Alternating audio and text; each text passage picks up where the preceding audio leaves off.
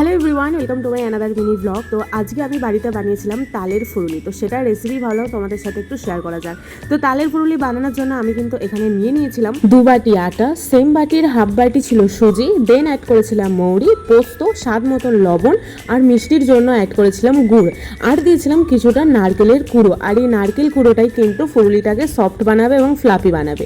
তারপর আর কি ভালো করে সেটাকে মেখে নিয়েছিলাম, আর পুরোটাই কিন্তু তালের পাল্প দিয়ে মাখা হয়েছিল, একটুও কিন্তু জল অ্যাড করা হয়নি। যাই হোক, এখানে তোমরা দেখতেই পাচ্ছ যে আমি কিন্তু সর্ষের তেলে পুরো রান্নাটা করেছি। যেহেতু সর্ষের তেলের টেস্টটা একটু বেশি হয়, সেই কারণেই কিন্তু সর্ষের তেল ইউজ করা। আর আমি কিন্তু খুব সুন্দর করে লাল লাল করে একদম ফুরুলিগুলোকে ভালো করে ভেজে তুলে নিয়েছি। আর শুধু ফুরুলি না, আমি কিছু অল্প তালের পিঠেও বানিয়েছিলাম। আর এই দেখো, আমি কিন্তু এই ফুরুলিগুলো তোমাদেরকে ভেঙে দেখাচ্ছিলাম যে কতটা সফট হয়েছে। সত্যি খেতে অসাধারণ হয়েছিল। তোমরাও চাইলে এইভাবে বানাতে পারো বাড়িতে। আর ভিডিওটা ভালো লাগলে অবশ্যই কিন্তু একটা লাইক করে দিও। তো চলো তাহলে দেখা হচ্ছে নেক্সট ভিডিওতে। টাটা।